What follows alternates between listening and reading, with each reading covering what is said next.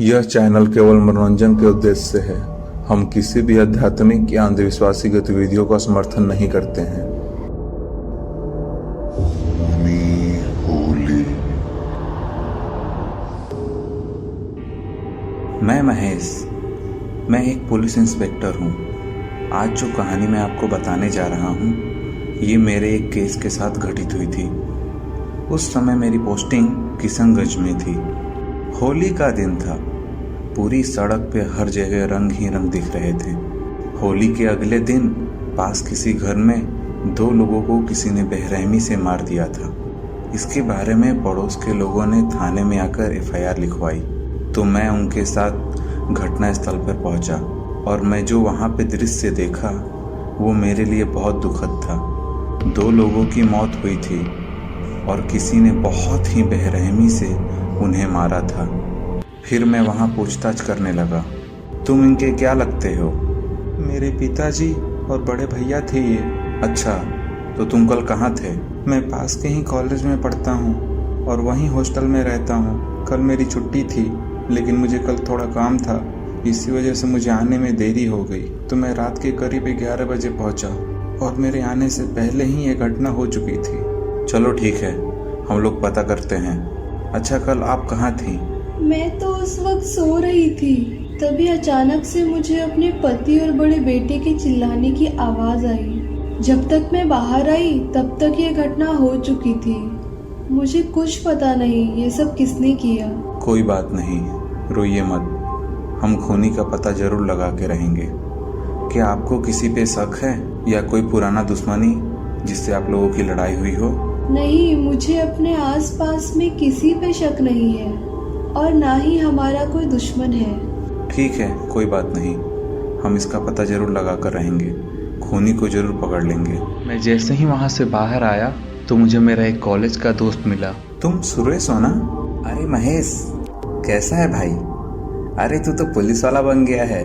मैं बिल्कुल ठीक हूँ। तू बता कैसा है और क्या कर रहा है आजकल? मैं यहीं पास के ही एक कंपनी में जॉब करता हूँ। अच्छा, तो तू यहीं पे रहता है?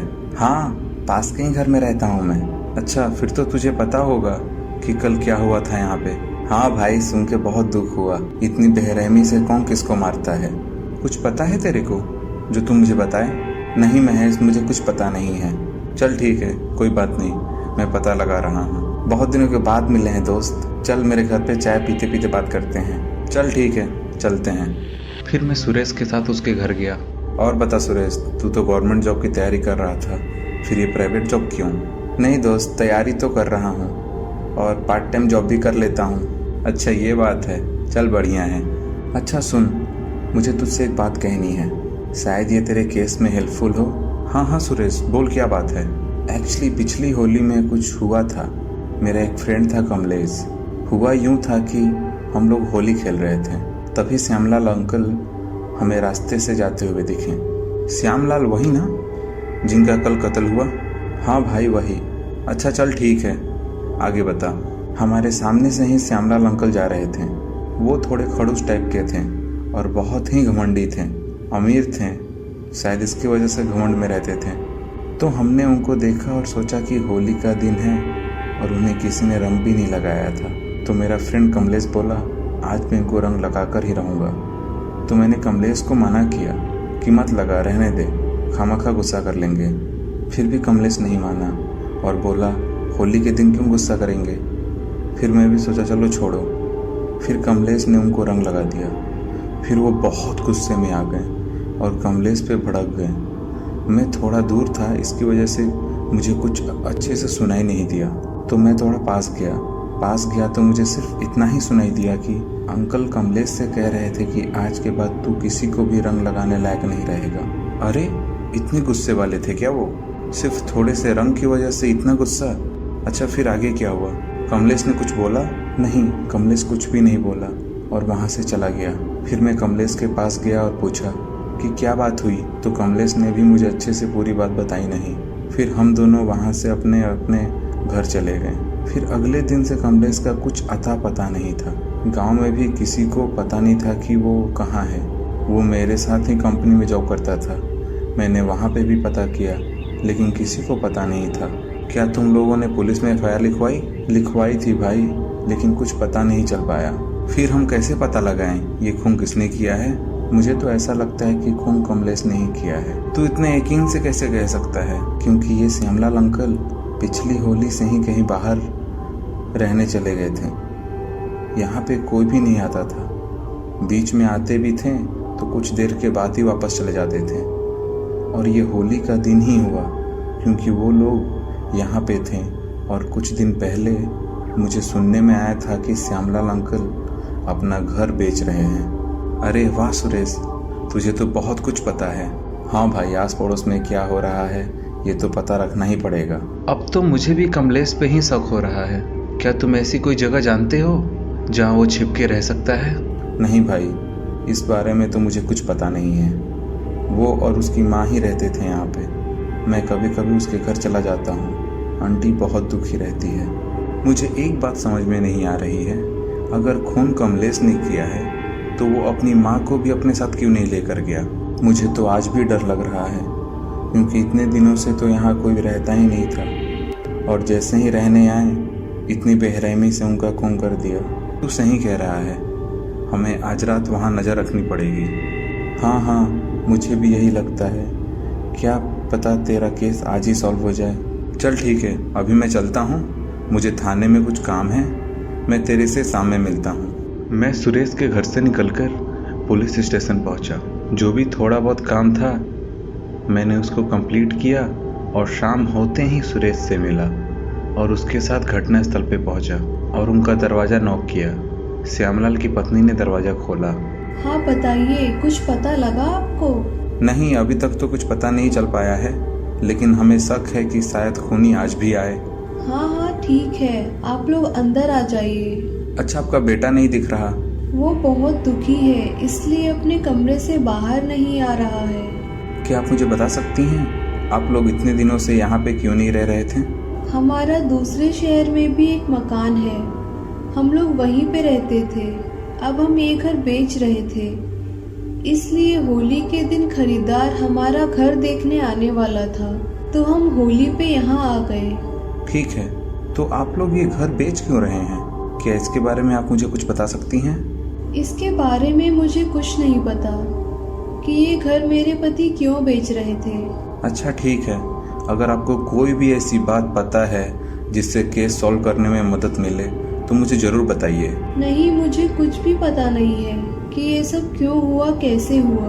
हम लोग वहीं बैठकर इंतजार करने लगे। रात के कुछ 10-11 बजे होंगे, तभी उनके बेटे के कमरे से चिल्लाने की आवाज़ आई। हम चौंक गए। फिर हम जल्दी से उस कमरे में पहुंचे और मैं क्या देखता हूँ, मैं उस भयानक चेहरे को देख बहुत ही डर गया। मुझे उस वक्त कुछ समझ में नहीं आया, मैं इसे कैसे रोकूं।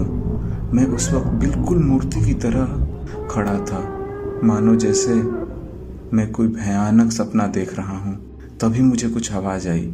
सुरेश, तुम ही हो ना? हाँ, तुम कौन? मुझे भूल गया क्या दोस्त? अरे कमलेश, तू? हाँ, ये मैं ही हूँ कमलेश। तेरा ये हाल कैसे हुआ? ये पिछली होली की बात है, तुझे तो पता ही है। उस दिन श्यामलाल से मेरा झगड़ा हो गया था। हाँ भाई, मुझे पता है, लेकिन तेरा ये हाल कैसे हुआ? उसने मुझे उसी रात बहुत बेरहमी से मरवा दिया था। मेरे शरीर के टुकड़े टुकड़े करके अपने घर के पीछे गाड़ दिया था और सबको लगता था कि मैं कहीं चला गया हूँ। आज मैं उसके सारे परिवार को ख़त्म कर दूंगा। नहीं दोस्त, इनकी क्या गलती है? क्यों इन्हें मार रहे हो? इन्होंने तुम्हारा क्या बिगाड़ा है? तुमने तो अपना बदला ले लिया ना, अब इन्हें माफ़ कर दो। कैसे माफ़ कर दूं इन लोगों को? मेरी माँ भी तो अकेली हो गई है, कोई भी नहीं है उनके पास जो उन्हें संभाल सके। मैं भी इनके सारे वंश को ख़त्म कर दूंगा। नहीं दोस्त, ऐसा मत कर, मेरी बात मान, इन्हें छोड़ दे। मुझे माफ कर दो कमलेश, मुझ पे दया करो, मेरे बेटे को छोड़ दो। मुझे तुम्हारे बारे में कुछ पता नहीं था कि तुम्हारे साथ ये सब हुआ है। कमलेश, मैं सुरेश का दोस्त हूँ और मैं एक दोस्त के नाते तुमसे कह रहा हूँ, प्लीज़ उस लड़की को छोड़ दो, उसने तुम्हारा कुछ नहीं बिगाड़ा है। ठीक है, मैं इसे छोड़ देता हूँ, लेकिन तुम लोग मेरा एक काम करो, मुझे अब इस शरीर से मुक्ति चाहिए। तुम लोग बस मुझे अब मुक्ति दिला दो। मेरा शरीर इसी घर के पीछे गड़ा है। हाँ बिल्कुल दोस्त, हम जरूर तुझे मुक्त करेंगे। इसके बाद कमलेश अचानक से वहाँ से गायब हो जाता है। फिर उसके बाद हमने कमलेश की बॉडी का अंतिम संस्कार किया। फिर मैं वहाँ से वापस आ गया। उस दिन के बाद मैं जब भी अकेले रहता हूँ, मेरी आंखों के सामने वो दृश्य आकर अक्सर मुझे डरा देता है। अब तो मुझे अकेलेपन से ही डर लगने लगा है। कहानी का नाम है भूतिया तालाब, लालच बुरी बला है। ये कहानी विक्रम नगर की है। वहाँ एक धनी राम करके एक धनवान आदमी रहता था। उसके पास बहुत सारे तालाब थे। वो उन तालाबों का उपयोग मछली पालने और बेचने के लिए करता था। एक समय की बात है जब धनीराम सुबह सुबह टहलने को निकला। रास्ते में ही उसे उसका एक पुराना दोस्त मिला। और धनीराम, बहुत दिनों बाद मिले। और सब कैसा है? कैसा चल रहा है तुम्हारा काम धंधा? मैं तो बढ़िया हूँ और काम वाम भी सब ठीक चल रहा है। तुम बताओ कैसे हो और इतने दिनों बाद कहाँ से लौटे? अरे मैं काम के सिलसिले से बाहर गया था, आज ही लौटा हूँ। अच्छा, ये तो बहुत अच्छी बात है कि तूने भी काम चालू कर दिया है। हाँ भाई, कब तक यूँ ही इधर उधर भटकता रहता? तेरे से भी तो काम के लिए बोला था, तूने तो साफ देने से मना कर दिया। हाँ भाई, मेरी ही गलती है। काम वाम तेरे से होगा नहीं, सिर्फ मुफ्त के पैसे चाहिए। चल छोड़, और कितनी बेइज्जती करेगा मेरी। अच्छा, मुझे तेरे से बात करनी है। हाँ हाँ, बोल क्या बात है? बगल वाले गांव में एक तालाब है जिसे उसका मालिक बेच रहा है और मैं तुझे अच्छी कीमत पर दिला सकता हूँ अगर तू कहे तो। धनीराम ये बात सुन खुश हो जाता है और सोचता है कि जग्गा को कह के सस्ते में ही तालाब ले लूँगा। क्या हुआ, तू बिल्कुल चुप हो गया? कुछ नहीं, मैं तालाब लेने के लिए तैयार हूँ। कितने में देगा? वो सब मुझ पे छोड़ दे, तेरे को आधे से आधे दाम पे दिलवा दूंगा। आधे के आधे दाम पे? कैसे? कहीं कुछ दिक्कत तो नहीं है भाई? अरे नहीं, उसकी लड़की की शादी है, उसी के लिए उसे पैसे चाहिए और उसके पास उस तालाब के अलावा कुछ भी नहीं है। बाकी अब तेरी मर्जी। ठीक है, मुझे वो तालाब लेना है। चल फिर ठीक है, शाम को ले चलता हूँ तुझे उसके पास। चल ठीक है। धनीराम खुशी खुशी वहाँ से चल देता है। धीरे धीरे शाम हो जाती है। धनीराम और जग्गा दोनों साथ निकलते हैं। थोड़ी ही देर में बगल वाले गांव पहुंचकर जग्गा धनीराम को तालाब दिखाता है। कैसा लगा तालाब? काफ़ी बड़ा है ना? हाँ भाई, बहुत बढ़िया, काफ़ी बड़ा है। मैं तो कह रहा हूँ तू मेरे साथ ही अब काम शुरू कर दे। नहीं, मैं बाहर ही ठीक हूँ। अच्छा काम है, फैक्ट्री में लगा हूँ। चल ठीक है। फिर दोनों वहाँ से निकलते हैं और तालाब के मालिक के घर पहुँचते हैं। धनीराम उस आदमी को पैसे देता है और उससे तालाब के पेपर लेता है। अब आप अपनी बेटी की शादी अच्छे से कर सकते हैं। तालाब का मालिक ये बात सुन चौंक जाता है। जग्गा भी थोड़ा डर जाता है और सोचता है अब क्या करूं, कहीं ये सच ना बोल दे। बेटी की शादी आप? अरे हाँ भाई, इतना काफ़ी है तुम्हारी बेटी के शादी के लिए। ये देख तालाब का मालिक समझ जाता है कि जग्गा झूठ बोल के तालाब बिकवा रहा है। इसमें मुझे क्या, ऐसे भी ये तालाब लेने के लिए कोई तैयार नहीं था इतनी सालों से।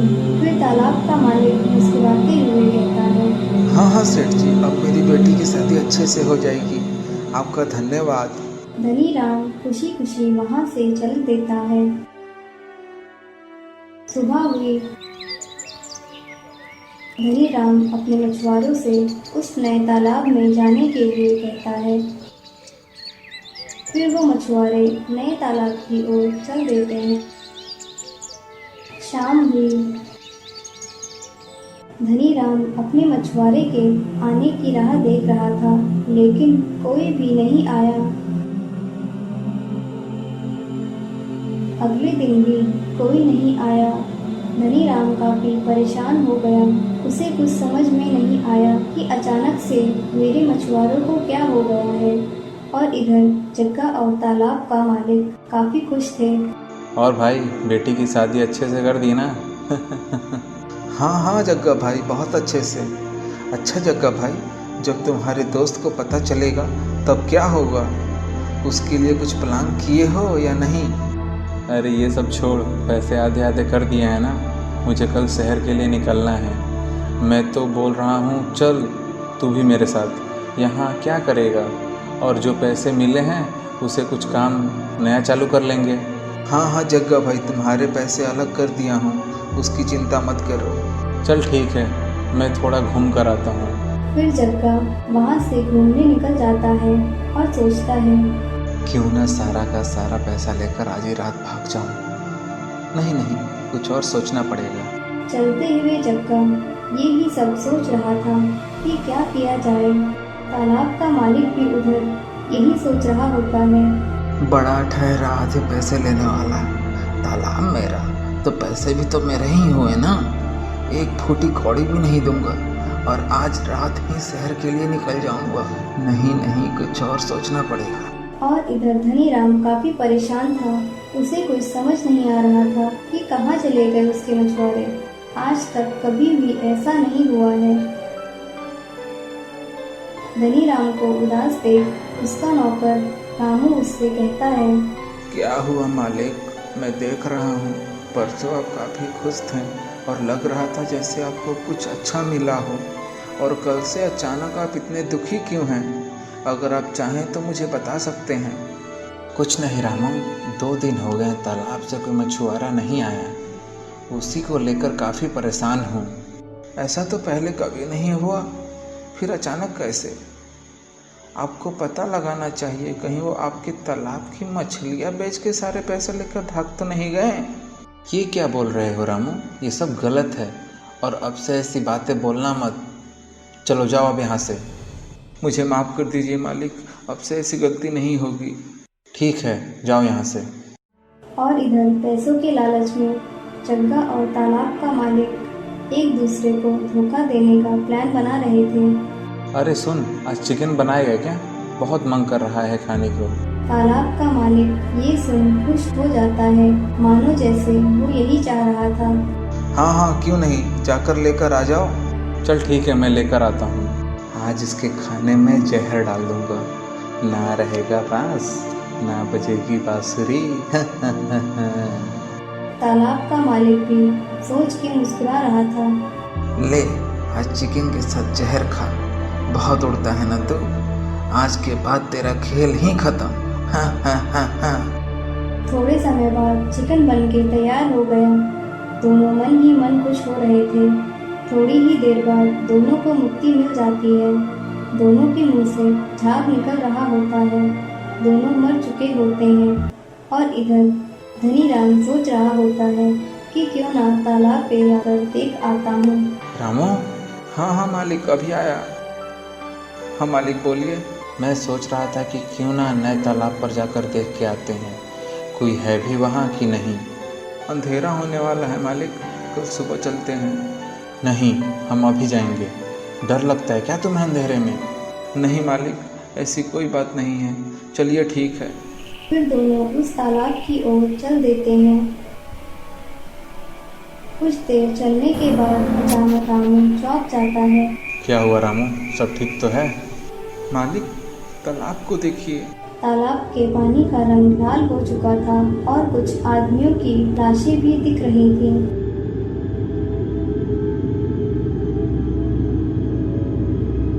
ये देख धनीराम भी काफी डर जाता है।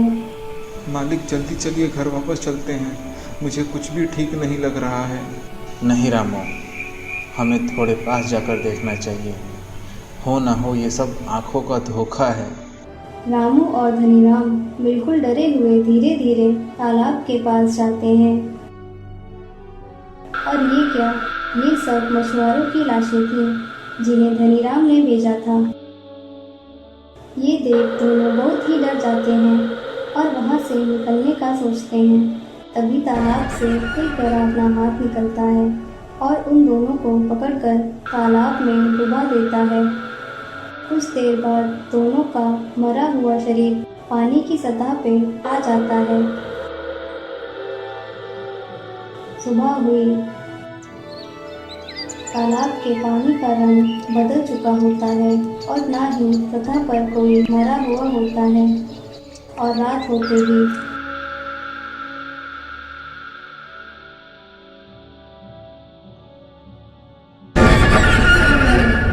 ये कहानी रोहन की है। वो बहुत अमीर था। उसके पापा एक बिजनेसमैन थे। वो अक्सर अपने बिजी शेड्यूल की वजह से रोहन पे ध्यान नहीं दे पा रहे थे। रोहन की माँ बचपन में ही चल बसी थी, इसलिए घर पे रोहन और कुछ नौकर ही रहते थे। रोहन पढ़ने में ठीक था, लेकिन वो ज्यादातर वक्त गेम खेलकर बिताता था। एक दिन की बात है, रोहन के घर उसका एक दोस्त आता है। और बता कैसा है सुनील? मैं ठीक हूँ भाई, तू सुना? मैं भी ठीक हूँ। अच्छा तू टिकटॉक के बारे में सुना? बहुत मस्त ऐप है भाई, मैं तो अपना अकाउंट भी बना लिया हूँ। हाँ सुना हूँ, मुझे कुछ खास अच्छा नहीं लगा। मैं तो ज्यादातर पबजी ही खेलता हूँ। भाई पबजी वबजी छोड़, टिकटॉक यूज कर, बहुत मजा आएगा। और तुझे पता है कॉलेज की ज्यादातर लड़कियां यूज कर रही है टिकटॉक। ये देख सोनाली ने नया वीडियो डाला है, कितनी हॉट लग रही है ना? अरे वाह, क्या हॉट लग रही है। और दिखा इसके कुछ वीडियोस? हाँ ये देख, इसलिए बोल रहा हूँ भाई, तू भी इंस्टॉल कर ले, बहुत मस्त ऐप है। ठीक कह रहा है, आज ही इंस्टॉल करूंगा। अच्छा ये देख, तेरी वाली भी टिकटॉक यूज करती है। अरे वाह, मुझे तो पता ही नहीं था। चल छोड़, जब टिकटॉक इंस्टॉल कर लेगा तभी देख लेना। हाँ ठीक है। चल मैं निकलता हूँ, आज थोड़ा फ्री था तो सोचा 2-3 टिकटॉक वीडियोस ही बना लूँ। हाँ क्यों नहीं, मेरे टिकटॉक स्टार। खाना खा के रोहन अपने रूम में जाता है और टिकटॉक इंस्टॉल कर लेता है। उस पे लोगों के वीडियोस देखने लगता है। धीरे धीरे रात हो जाती है, पर रोहन अभी भी वीडियोस ही देख रहा होता है। काफी देर टिकटॉक चलाने के बाद रोहन सो जाता है। सुबह रोहन उठता है और फिर से मोबाइल में लग जाता है। धीरे धीरे रोहन सिर्फ टिकटॉक ही चलाने लगता है, हर वक्त टिकटॉक। हाँ भाई सुनील, कैसा है? और कैसा है तेरा टिकटॉक? मस्त, टिकटॉक और मैं दोनों। तू कैसा है? अच्छा सुन, मैं बोल रहा था कि तू भी वीडियोस डालना चालू कर, मजा आएगा। हाँ यार, सोच तो रहा हूँ। चल फिर देखता हूँ। चल ठीक है भाई, बाय। अगले दिन से रोहन भी टिकटॉक वीडियोस बनाने लगता है। फिर धीरे धीरे रोहन पढ़ाई में कम, टिकटॉक पे ज्यादा ध्यान देने लगता है। कुछ दिनों के बाद रोहन के पापा घर आते हैं। घर के नौकर उनसे कहते हैं, साहब मैं आपसे एक बात कहना चाहता हूँ। हाँ दयाल, बोलो क्या बात है? साहब करीब 1 महीने से मैं देख रहा हूँ रोहन बाबू को, पढ़ाई बिल्कुल नहीं कर रहे हैं, वो सिर्फ मोबाइल चलाते रहते हैं। अच्छा चलो मैं देखता हूँ, तुम जाओ। ठीक है साहब। रोहन के पापा रोहन के पास जाते हैं। रोहन, मैं ये क्या सुन रहा हूँ तुम्हारे बारे में? क्या हुआ पापा? मुझे नहीं मालूम। किसने कहा आपको? किसी ने कुछ नहीं कहा, बस ऐसे ही। बेटा अभी पढ़ाई का टाइम है, तो मोबाइल कम, पढ़ाई ज्यादा, ठीक है? ठीक है पापा। चलो मैं निकलता हूँ बेटा, मीटिंग के लिए जाना है, शाम में मिलता हूँ। फिर रोहन के पापा वहाँ से चले जाते हैं और इधर रोहन फिर से मोबाइल में लग जाता है। क्या यार, लाइक्स भी नहीं आ रहे हैं, फॉलोअर्स भी नहीं आ रहे हैं, क्या करूँ, कुछ समझ में नहीं आ रहा है। रात हुई, रोहन मोबाइल में ही लगा था, तभी सुनील का कॉल आता है। और सुनील कैसा है? मैं ठीक हूँ, अपना सुना? आजकल बहुत सारे वीडियोस अपलोड कर रहा है टिकटॉक पे। कर तो रहा हूँ यार, लेकिन ना लाइक्स आ रहे हैं और ना ही फॉलोअर्स। हाँ आ जाएगा धीरे धीरे। अच्छा जी, मेरे धीरे धीरे आएंगे, और तेरे? अरे भाई होते हैं कुछ वीडियोस जो जल्दी वायरल हो जाते हैं। मेरा भूत वाला प्रैंक किया हुआ वीडियो वायरल हो गया था। कोई नहीं, हो जाएगा भाई, टेंशन मत ले। हो तो जाएगा भाई, लेकिन कब तक? अच्छा सुन, आजकल हॉरर लोकेशन का वीडियो बहुत वायरल हो रहे हैं, तू भी देख एक बार ऐसी वीडियोस अपलोड करके। हॉरर लोकेशन कहाँ मिलेगा भाई अपने एरिया में? अरे ब्रो, तेरे घर के पीछे जो जंगल है उसी का वीडियोस बना ले रात में। नहीं यार, ऐसे मजा नहीं आएगा। चल ठीक है, मैं देखता हूँ। ओके चल bye, good night. Good night. फिर रोहन सोचने लगता है कि हॉरर लोकेशन कहाँ अच्छा मिलेगा। फिर वो अपने कंप्यूटर पे चेक करता है तो उसे एक हॉरर जगह का पता चलता है। अरे वाह, ये लोकेशन अच्छा रहेगा वीडियो के लिए। आज पापा भी नहीं है, शायद कल आ जाएं। चलो अभी निकलता हूँ। फिर रोहन कार से चल देता है। कुछ देर चलने के बाद वो लोकेशन पे पहुंच जाता है और देखता है कि ये खंडर बहुत ही डरावना है। ओहो, बहुत ही डरावना है ये तो। चलो वीडियो शूट कर लेता हूँ। फिर रोहन सेल्फी वीडियो बनाता है। Hey friends, I am Rohan. आज मैं आपको एक बहुत ही डराने वाला वीडियो दिखाने वाला हूँ।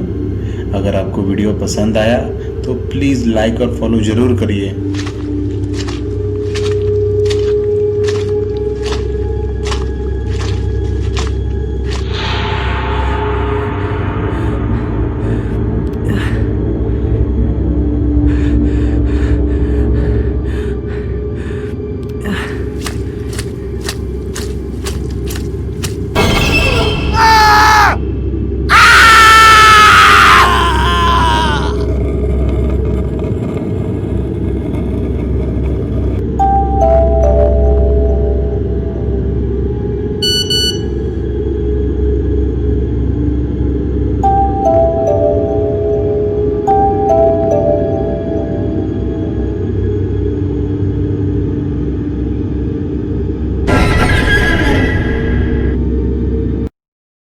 बहुत समय पहले की बात है।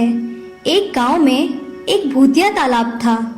वो तालाब एक लालची साहूकार का था। वो अच्छे खासे पैसे देकर मछुआरों को मछली पकड़ने के लिए भेजता था। एक दिन अचानक से एक मछुआरा मछली पकड़ते हुए पानी में डूबने लगा। वहीं पास से एक गांव वाला गुजर रहा था। बचाओ, कोई मुझे बचाओ, मुझे कोई पानी के अंदर खींच रहा है। नहीं भाई, मैं तुम्हें नहीं बचा सकता।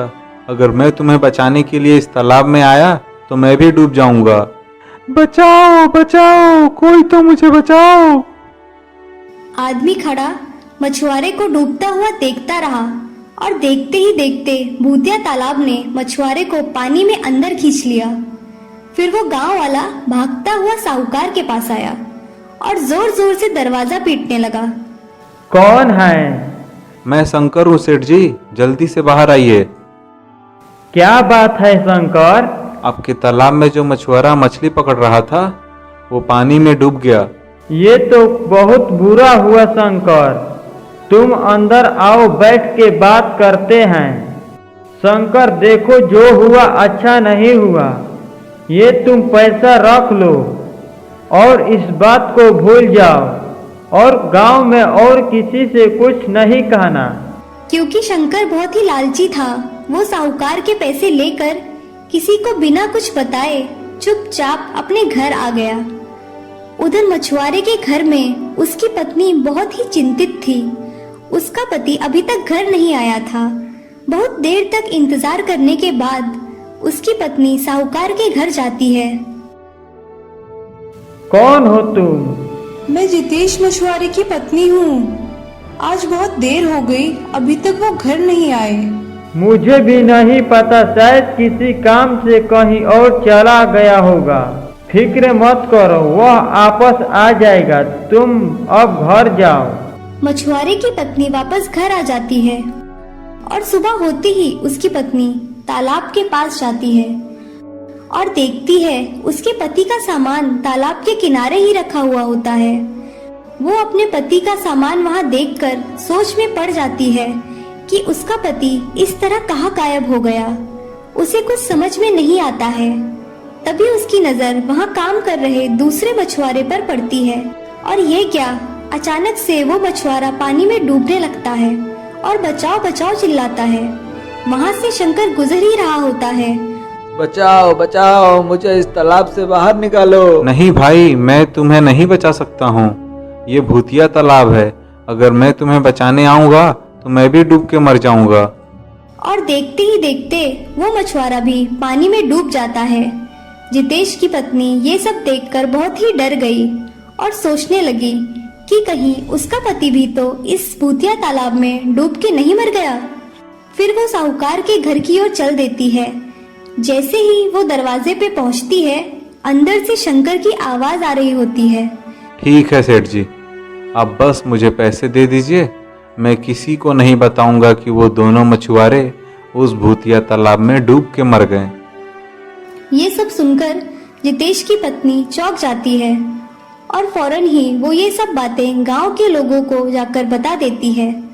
फिर सब गांव वाले इकट्ठे होकर साहूकार के पास आते हैं और उससे पूछते हैं, क्यों सेठ जी, जब आपको उस भूतिया तालाब के बारे में मालूम था तो आप क्यों उस भूतिया तालाब में मछुआरों से काम करवाते हो? ये सब तुम क्या कह रहे हो? ये सब झूठ है। मैं कुछ नहीं जानता, ऐसा कुछ नहीं है। आप भोले मत बनिए सेठ जी, हमें आपकी सब बात पता चल चुकी है। फिर गांव वाले साहूकार और शंकर को बांधकर उस तालाब के पास ले जाते हैं और उन्हें डूबने के लिए तालाब में डाल देते हैं। देखते ही देखते वो दोनों तालाब में डूब जाते हैं। फिर उस तालाब में से अचानक आवाज आने लगती है, आज मैं बहुत खुश हूँ। मैं कई सालों से इस दिन का ही इंतजार कर रही थी। डरो मत, मैं किसी को चोट नहीं पहुँचाऊंगी और अब से इस तालाब में कोई डूबेगा भी नहीं। मैं साहूकार की मरी हुई पत्नी हूँ। बहुत सालों पहले मेरा पति इस तालाब में मुझे डूबता हुआ छोड़कर चला गया था। मैं चीखी चिल्लाई, लेकिन इस क्रूर साहूकार ने मेरी जान नहीं बचाई। तभी से मैं इसी तालाब में रहती हूँ और इसी दिन का इंतजार कर रही थी। आपके साथ बहुत बुरा हुआ, लेकिन मेरे पति तो निर्दोष है ना। उन्होंने आपका क्या बिगाड़ा है? कृपा करके मेरे पति को मुझे वापस लौटा दीजिए। तुम परेशान मत हो। इस तालाब में आज तक जो भी डूबा है वो सब अपने घरों में आराम से सो रहे होंगे। तुम अपने घर जाओ, तुम्हारा पति तुम्हें वहीं मिल जाएगा। और इतना कहकर चुड़ैल वापस तालाब में चली जाती है। सब गांव वाले अपने घर की ओर लौट जाते हैं। जब जितेश की पत्नी घर आकर देखती है तो जितेश को सोया हुआ पाती है। अपने पति को देखकर वो बहुत ही खुश हो जाती है। एक गांव में एक रूपा नाम की औरत रहती थी। उसके सर पे बहुत ही कम बाल थे। इसकी वजह से वो बहुत कम ही घर से बाहर निकला करती थी। उसके गांव में हर कोई उसके छोटे बालों की वजह से हमेशा ही ताने दिया करते थे। एक शाम उसने अपने सास ससुर को बात करते सुना। भोला की माँ क्या कहती हो, रूपा को उसके मायके भेज दें क्या? मैं भी यही सोच रही थी। इसकी वजह से हमें रोज रोज गांव वालों के ताने सुनने पड़ते हैं। मुझे तो घर से बाहर निकलने में भी डर लगता है कि कहीं कोई फिर से ताने ना मारने लगे। रूपा के लिए ये सब आम बात हो गई थी और वो इस सब के बारे में ज्यादा नहीं सोचती थी और वह वापस अपने काम में लग जाती है। ऐसे ही दिन बीतते गए। भोला की नौकरी अब पक्की हो गई थी, इसलिए उसका ट्रांसफर शहर में हो गया था। देखिए पिताजी, मेरा ट्रांसफर शहर में हो गया है, इसीलिए अब मुझे शहर में ही रहकर नौकरी करनी पड़ेगी। मैं सोच रहा था कि रूपा को यहीं गांव में छोड़कर मैं अकेले ही शहर चला जाता हूँ। सही कह रहा है बेटा। इस रूपा को साथ लेकर जाएगा तो शहर में भी लोग तुझ पर हंसेंगे और ताने मारेंगे। हाँ बेटा, तू अकेले ही चला जा। ठीक है पिताजी, मैं कल शहर के लिए अकेले ही निकल जाता हूँ। रूपा ये सब सुन रही थी और बहुत ही मायूस हो गई थी। जब वो रात में भोला से बात करने कमरे में गई तो भोला सो चुका था। रूपा ने उसे जगाना उचित नहीं समझा और वो भी सो जाती है। अगली सुबह भोला चुपचाप रूपा को बिना बताए अपने माता पिता को प्रणाम करके शहर के लिए निकल जाता है। अब रूपा बहुत ही उदास रहने लगी थी। एक दिन डाकिया भोला की चिट्ठी लेकर आता है। रूपा चिट्ठी पढ़कर खुश हो जाती है और अपनी सास से कहती है, माँ जी, उनकी चिट्ठी आई है। वो कल की ट्रेन से गांव वापस आ रहे हैं। और इतना कहकर रूपा खुशी खुशी अपने कमरे में चली जाती है। सुबह होते ही रूपा सबसे पहले उठकर भोला की पसंद के सब पकवान बनाने लगती है। अब भोला की ट्रेन के आने का समय हो चुका था। किसी ने दरवाजा खटखटाया। रूपा खुशी से दरवाजा खोलने जाती है और ये क्या, भोला अकेला नहीं था, उसके साथ एक औरत भी थी। ये सब देख रूपा बहुत आश्चर्यचकित हो गई। दरवाजे से हटोगी तभी तो हम अंदर आएंगे। बिना कुछ कहे रूपा अपने कमरे में चली जाती है। फिर भोला उस औरत को लेकर अपने माता पिता के कमरे में चला जाता है और कहता है, माँ, कैसी लगी तुझे तेरी नई बहू? बेटा तूने बिना बताए दूसरी शादी कब कर ली? ये छोड़ो ना माँ, आप ये बताओ आपको आपकी नई बहू कैसी लगी? ये तो बहुत सुंदर है बेटा, तुम दोनों की जोड़ी बहुत ही अच्छी लग रही है। भोला, तू दूसरी बहू तो ले आया है, लेकिन अब रूपा का क्या करेगा? करना क्या है? घर में काम करने वाला भी तो कोई होना चाहिए ना। हाँ ठीक ही तो कह रहा है भोला, काम करने वाला भी तो कोई होना चाहिए ना। दहेज में तो वो कुछ लेकर आई नहीं थी, तो अब इस घर में रहेगी तो काम तो करेगी ही। ठीक है माँ, हम सफर में बहुत थक गए हैं, हम थोड़ा आराम कर लेते हैं। इतना कहकर भोला और उसकी नई पत्नी अपने कमरे में चले जाते हैं। रूपा वहीं पलंग पर बैठी होती है। तुम यहाँ क्या कर रही हो? अब से मैं और मेरी नई पत्नी ही इस कमरे में रहेंगे, तुम रसोई घर में चली जाओ। रूपा बिना कुछ कहे रसोई घर में चली जाती है। इसी तरह कुछ दिन बीते। फिर एक दिन अचानक गांव से एक आदमी गायब हो जाता है। सभी गांव वालों ने उस आदमी को ढूंढा, लेकिन वो कहीं नहीं मिला। अगले दिन फिर एक गांव वाला गायब हो जाता है, उसका भी कहीं कोई अता पता नहीं चलता है। लोगों के गायब होने की बातें हवा की तरह आसपास के गांव में भी फैल गई। तभी से शाम होने के बाद कोई अपने घर से बाहर नहीं निकलता था। रूपा को भी लोगों के गायब होने की बात पता चल गई थी। एक रात रूपा पानी पीने के लिए उठी। भोला के कमरे से कुछ अजीब सी आवाजें आ रही थी। रूपा ने धीरे से भोला के कमरे का दरवाजा खोला और अंदर झांका। ये क्या, एक चुड़ैल ने भोला को पकड़ा हुआ था और वो उसे खाने ही वाली थी। रूपा ये सब देखकर दंग रह गई और फिर रूपा तुरंत मंदिर में गई और हनुमान जी की मूर्ति लेकर सीधा उस चुड़ैल के सामने आ गई। भगवान की मूर्ति देखकर चुड़ैल बहुत ही डर जाती है और भस्म हो जाती है। फिर भोला रूपा से क्षमा मांगता है। मैंने तुम्हारे साथ बहुत ही अन्याय किया है रूपा, मुझे माफ कर दो। मैं तुमसे नाराज नहीं हूँ। मुझे एक बात बताओ, तुम्हारी नई पत्नी कहाँ है? ये चुड़ैल ही मेरी नई पत्नी थी। जिस दिन से ये गांव में आई थी, उसी दिन से गांव के लोग गायब हो रहे थे और एक दो बार मैं जब भी पानी पीने के लिए उठा, इसको मैंने बिस्तर पे नहीं देखा। आज मैं जग के इसको देखना चाहता था कि ये रात में जाती कहाँ है। जैसे ही ये उठी, इसने मुझे जगा हुआ देखकर पकड़ लिया और खाने ही वाली थी कि तब तक तुम आ गई और मेरी जान बचा ली। मैं अपने किए पे बहुत ही शर्मिंदा हूँ रूपा। कोई बात नहीं जी, मैं आपसे नाराज नहीं हूँ। और फिर भोला रूपा को लेकर अपने माता पिता के पास जाता है और उन्हें सब बात बताता है। अगली सुबह भोला रूपा को लेकर शहर चला जाता है।